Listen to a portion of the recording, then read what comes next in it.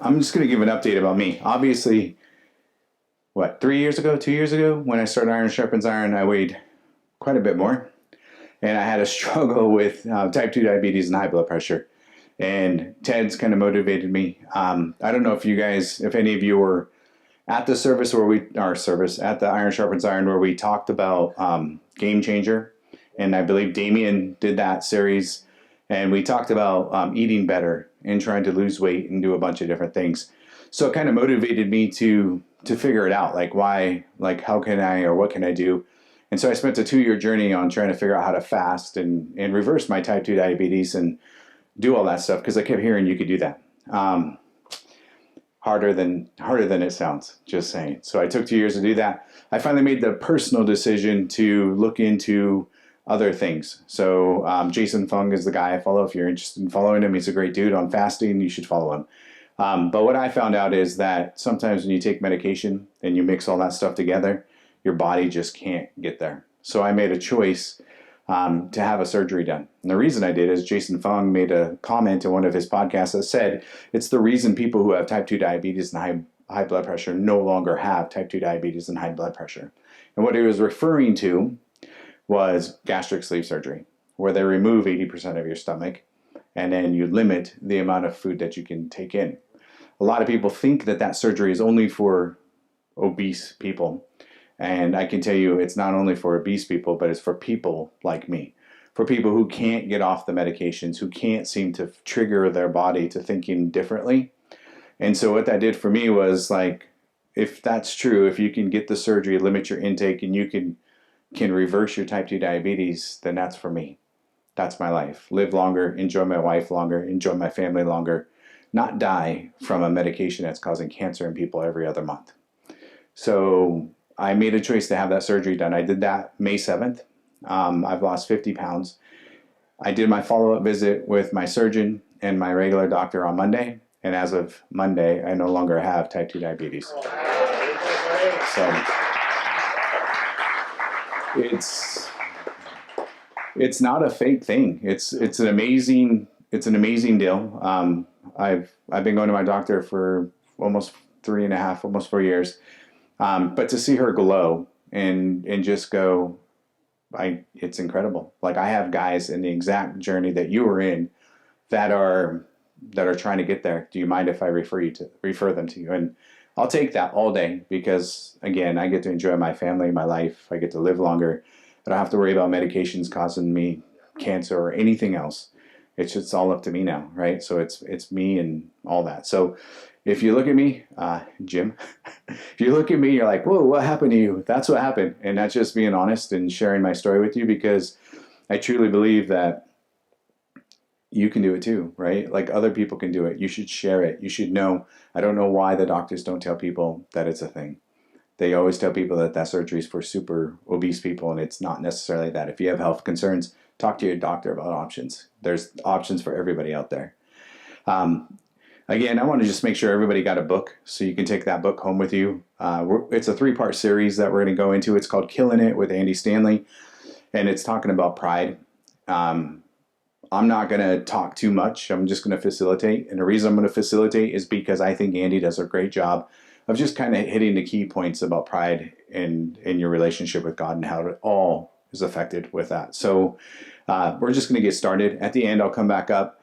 We're going to break into small groups. And I limited everything so that we could do it. But if you follow along in the book, the video goes with the book. The book has some questions at the end, and bring the book back, because every week will be the exact same things. If you good, I'm better. Y'all not on my level. I just got a gold medal. Living life like whatever. I'm killing it. It ain't about you, it's about me. I'm so fresh and so clean. I'm the best thing that you ever seen. So I'm killing it. I'm killing it. I'm killing it.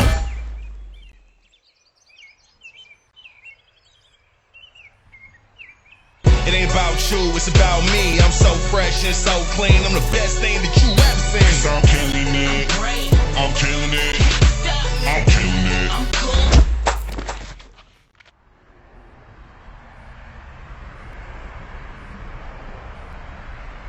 If you good, I'm better. Y'all not on my level. I life like whatever. I'm killing it. I'm killing it. I'm killing it.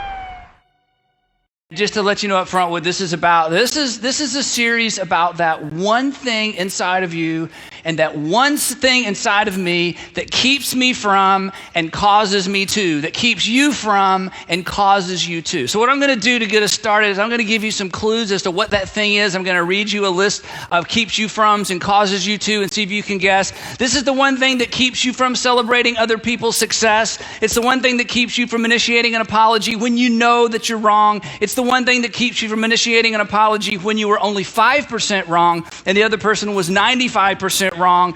It's the thing that keeps you arguing your point after the fact that you realize that you don't even really have a very good point, but you keep arguing. It keeps you from admitting you've lost, keeps you from admitting weakness, keeps you from admitting you need help, keeps you from admitting you don't know what you're doing, even though everybody else knows that you don't know what you're doing. It's what causes you to power up when you should be opening up. It's what causes you to cheat before you allow yourself to lose. It's what causes you to lie about your past, a failed marriage, the fact that you never really graduated, causes you to have the final word, and it causes you to buy things to impress people who aren't even paying any attention to you. Anybody got a guess? Yes, it's pride. We're going to talk for 3 weeks about pride. Isn't that exciting? Now, this isn't the pride where I'm proud of my kids and you're proud of your niece and your nephew and you're proud of your company and you're proud of your artwork and you're proud of your photography and you're proud of your company. This isn't the pride that inspires people to greatness. This is that yucky thing inside of you and inside of me that C.S. Lewis was talking about when he made this extraordinary statement. Here's what he said. He said, unchastity, which we don't even use that word anymore. And if you don't know what it means, don't look it up. It'll disappoint you. Unchastity, anger, greed, drunkenness, I love this, are mere flea bites in comparison to pride, because pride leads to every other vice. And it's in you, and it's in me, and you've been the victim of it in your family or your current family or a relationship or at work or somewhere, and you've dispensed it. The problem with pride is you can see it in other people in a second. You can see expressions of pride in a second. It is almost impossible to see in the mirror. It is almost impossible to see in the mirror, which means there may be people in your lives that are victims of your pride, and because you associate pride with overt arrogance and you're not overtly arrogant, you think I don't have a pride problem, but pride is insidious, it's ugly, and it rests in all of us. So for the next 3 weeks, we're going to learn how to kill it. Now, a few words about pride, and none of this is new information. This is just my way of telling you something you already know, but to kind of get us all on the same page. So if you sit through the first half of the message and go, I already knew that, good, we're just getting everybody on the same page. So let's talk about something we already know. First of all, pride diminishes you. And this is a surprise to some extent because we think pride makes us bigger and greater and grander and puffs us up. In fact, that's the terminology we use, that, pride puffs us up. Pride makes you smaller and worse. It actually diminishes you. Specifically, pride always diminishes your capacity.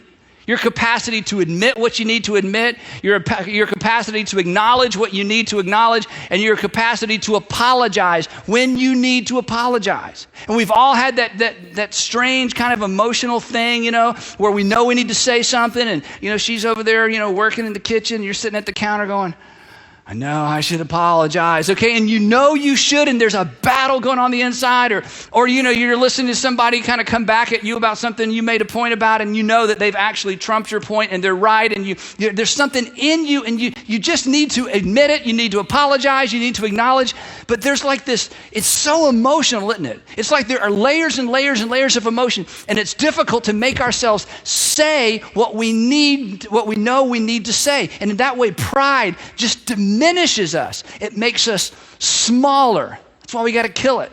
Now, not only does it diminish us that way, pride diminishes our capacity to say what needs to be said. For some of you, there are people who love you and they are dying for one positive word, one positive affirmation, one compliment, just to walk over there and say, honey, that was unbelievable, or sweetheart, or son or daughter or niece or nephew or somebody at work, to just walk up and compliment them. And you know you need to. And there's just something in you, it's like it's sitting on your heart and you just can't make yourself say what needs to be said. You can't, not only that, you can't hear what needs to be heard. There are people who just are trying to get through to you, and your pride, they just can't get through. The words just bounce off. They even say that. And in some cases, there's something that needs to be given. You just can't give what needs to be given. And when I say you can't, you really can't. Pride is that powerful. It actually diminishes our ability to do what we know we need to do. That's why it makes us smaller, not bigger. Pride diminishes our capacity to love. And it diminishes our capacity to receive love as well. So it almost goes without saying that pride essentially crowds other people out. When you are full of you, think about this. When you are full of you, there's no room for anyone else.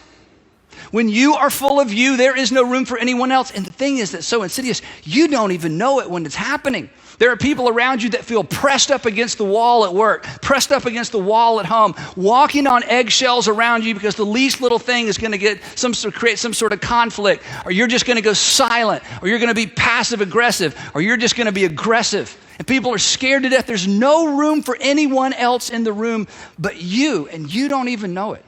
Pride deprioritizes everyone else in the room. But along with crowding people out, people aren't the only thing that gets crowded out by pride. Because pride, your pride and my pride, has the potential to crowd God out as well. David in Psalm, and the Psalms, he wrote most of the Psalms in Psalm 10 actually, Psalm chapter 10. David writes the following words about pride. Here's what he says. He says, in his pride, the wicked man does not seek him. And it's because prideful people seek what's best for themselves. Prideful people just seek what's best for me. He says, in his pride, the wicked man does not seek him. In all of his thoughts, there is no room for God. That pride has the potential to crowd God out. In fact, literally in the Hebrew, this verse actually means there is no God. In his thoughts, there is no God. That at the end of the pride spectrum, there is the assumption, you know what? I really am the center of my universe. And there's no point in moving out of the center of my universe because there is no God to fill the vacuum. I might as well be the center. Now, this idea introduces a really big idea that I don't want to spend a lot of time on. In fact, we should come back, maybe spend a couple of weeks on it, but I just want to drop this in and then we're going to move on. Because pride has the potential to crowd God out, somebody in the room, somebody at one of our churches, somebody that's watching, this is for you. Your pride and not your intellect is keeping you from God. It's your pride and not your intellect that is keeping you from God.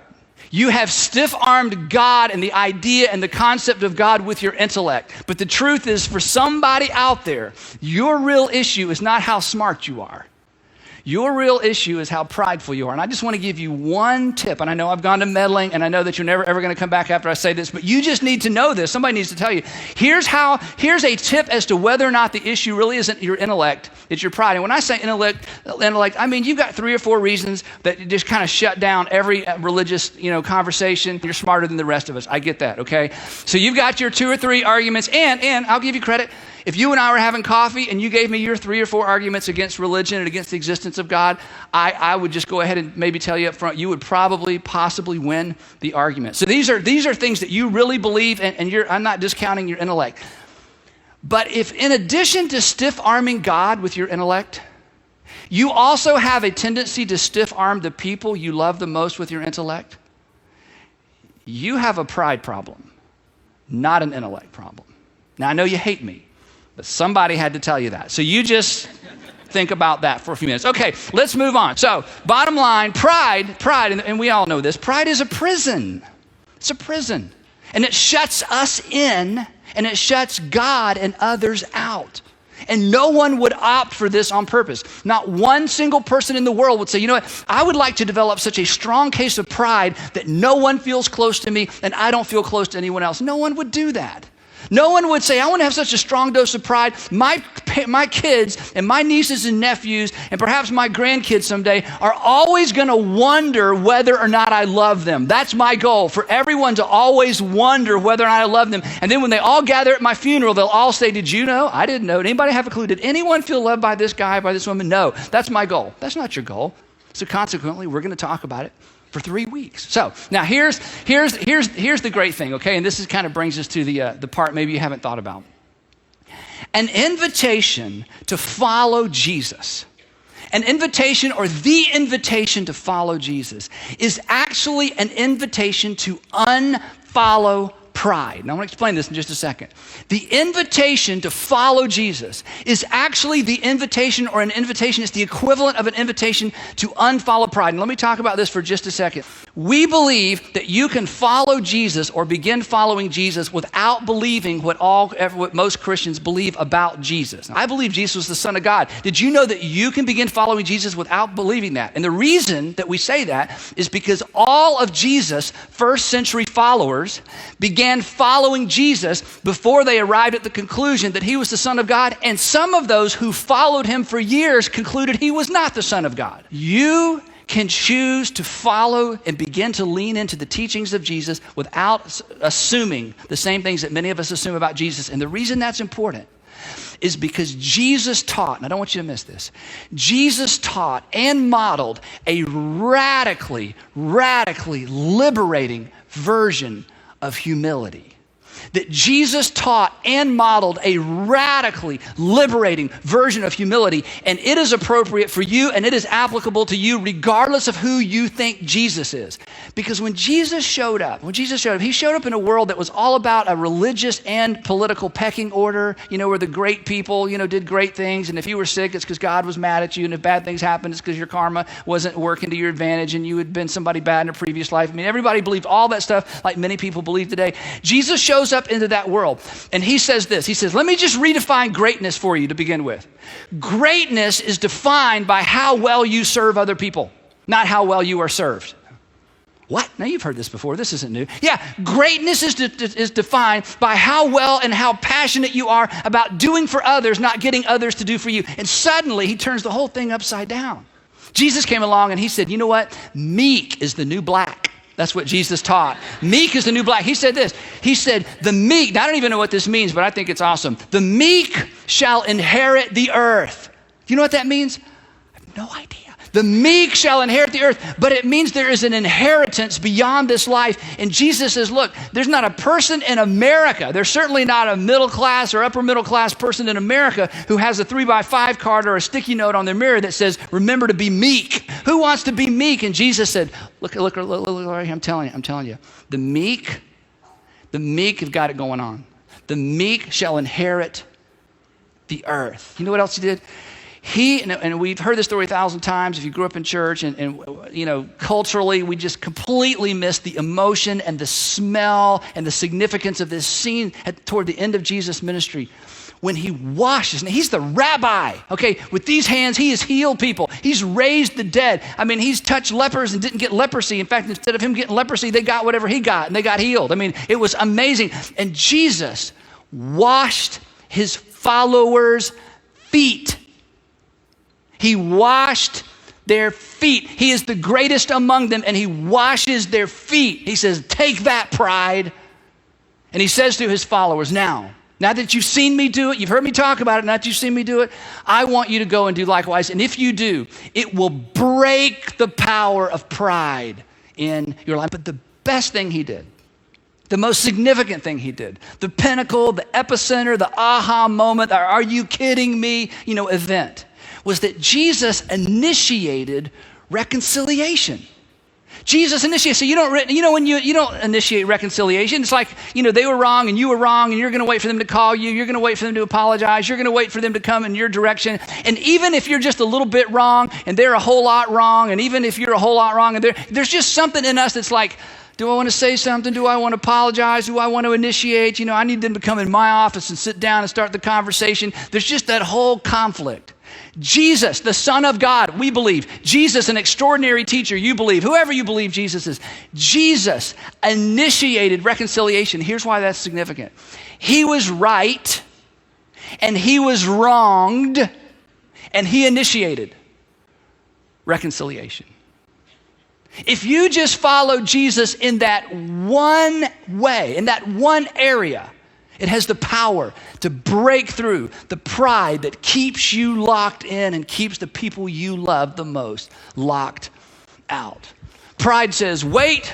Jesus says, initiate. That's cute. So we're going to say it out loud together. Ready? All together. Ready? Pride says, Jesus says, one more time. Pride says, Jesus says, pride says, I don't have to think about this. I got to get ready and get my friends praying for me. That's what Christians do. I need you to pray for me. Half the time you just go, look, I'm not praying for you. Just go do it, okay? I'm not going to pray about it. Just call her right now. Here's the phone. Use my phone. Call. Did you pray? I really need to. No, we're not going to pray. So Jesus says, look, I am guiltless. I'm guiltless. And just humanly speaking, if Jesus and God are in heaven, I don't know how this worked, not the way I'm about to describe it. Jesus and God are in heaven. Jesus is like, Dad, really? You want me to go down there? It's like, yeah. Go down there. Do what? I want you. Well, tell them about me, then die for them. What? Most of them aren't even going to get what I'm doing. They're not even going to accept me. They're just going to, trash them. They're just going to take advantage of it. I know. I want you to do that anyway. Well, who would do that? We will. We're going to initiate. We're going to initiate. They're not going to reciprocate necessarily, but we're going to initiate. I'm telling you. That is extraordinary, mind-bending, relationship-mending humility. And Jesus said, that's what I want you Jesus followers to do. Now, the Apostle Paul, 20-something years, after the fact, is looking back. Now, Paul, you got to know this if you're a Bible reader. Paul was friends of John. John knew Jesus, Paul's a friend of Peter. Peter knew Jesus, experienced the whole ministry of Jesus. Paul knew these folks. So 20 or something years, he's looking back and he's kind of got the perspective of time, plus all these relationships. And here's what he writes to Christians living in Philippi, brand new Christians, Greek and Roman-oriented Christians. He says this, in your relationships, this is so convicting. But what if we just did this? In your relationships with one another, like the people you live with, work with. In your relationships with one another, have the same mindset as Christ Jesus. Uh-oh. In other words, have the same approach to life. Take the same approach. Take the same tack. Get yourself all lined up. Have the same mindset as Christ. And then a couple of verses later, he dives in deep and he says this. Who, talking about Jesus, made himself nothing by taking the very nature of a servant. There it is. How can I serve you? How can I serve you? Okay, she's really, really, really mad. He's really, really, really mad. They've really, really offended me. How can I serve them? What? Do what? Yeah, how can I serve them? Wait. Serve them? They owe you an apology, I know. But see, I'm going to follow Jesus. See, if I go with me, I'm going to allow my pride to keep me in and keep them out. But I don't do that anymore. That does not work. It never leads anywhere good. So how can I serve them? Okay, but they're your enemies. I know, Jesus talked about that too. He even said, love your enemies. Oh, how can I serve them as Jesus served me? You say, that's radical. I know, that's my point. It is a radical approach to humility that kills pride. He says he made himself nothing, taking the very nature of a servant, being made in human likeness. In other words, he chose to get what he did not deserve. He chose not to get what he was entitled to. He said, I deserve it, I'm not going to take it. I'm entitled to it, I'm not going to opt for it. And being found in appearance as a man, there's our word, humbled himself. Jesus, because I believe Jesus is the Son of God, this is just so emotional to me, as it should be to any Christians. Even if you're not sure about this should be so emotional that anyone would do this. He humbled himself. He made the decision to place himself under those who did not deserve for him to place himself under them. I'm telling you, that is extraordinary, mind-bending humility. He humbled himself. How far did he go? How far did he go? He chose to put yourself above himself. And how far did he take that? Look at this. He humbled himself by becoming obedient to death, even death on a cross. All he wants you to do is apologize. All he wants you to do is write a letter. All he wants you to do is just shut up. All he wants you to do is say, yes, honey. All he wants you to do is walk up to your son and say, son, I am so proud of you. All he wants you to do is walk up to your daughter and say, honey, I love you. How far did he go? To death, even death, not just any death, even death on a cross. And then he looks at you and he looks at me and says, now here's what I want you to do. Follow me, follow me, follow me, follow me. It's just so emotional, isn't it? Isn't that weird? We know this. It's like I haven't said anything you haven't thought of or heard before, maybe just in a different way, but it's just so emotional. That's why pride controls you. It controls you through your emotions, not necessarily through your intellect. Your emotions tell your brain. Your emotions send your brain a message, and the message goes like this. Your emotions say, hey, brain, go find a reason for not apologizing, because it doesn't feel good. So then your brain goes, I would. But she said, I'm afraid that maybe, and it would get complicated. Your emotions are going, thanks, brain. Because that was not going to feel good. I needed a reason to substantiate these bad feelings. It didn't feel good. So Jesus says, hand me the remote. Come on. Hand me the remote. Do you really want pride to control you the rest of your life? Do you want pride to continue to drive what's happening in your marriage or in your relationships? Pride is not your master. It doesn't have to be your master. Hand me the remote. I want you to embrace radical humility. And if you're a Christian, we have no excuse not to. Every time you sing these songs, every time you pray, every time you say thank you, Jesus, every time you say, God, help me, you're assuming a relationship with God that is based on extraordinary humility, to which we have been invited to participate. So I'm going to pray us out, and then we're going to go to small groups, all right? Father, please be with all these men as we hopefully learn something about pride and Jesus and how that can affect our life. Pride isn't always easy. I know myself, I struggle with it. I'm not sure that I'm as aggressive as Andy suggests. Maybe I can get better at it. Maybe I can just be an encourager. But Father, please be with us as we lead our life in a very meek and honest way, as Jesus would. Amen. So we're going to break out into small groups in the book. If you flip the page from the video recap, you'll see that there's a bunch of questions there. We also handed out some sheets that have questions, and each week, if you forget your book, don't worry, we'll have the sheets as well. I'll let your small group leader decide. We're going to take 5 minutes. Yeah, I'm going to let your small group leader decide. You guys decide which sheets you want to use, whether the book or that. Note that you can take notes as you go in the books, so keep bringing them back with you for the 3 weeks. And take the books with you, because otherwise I got to clean them up. So there should be some fresh coffee out front. We're going to take 5 minutes and regather.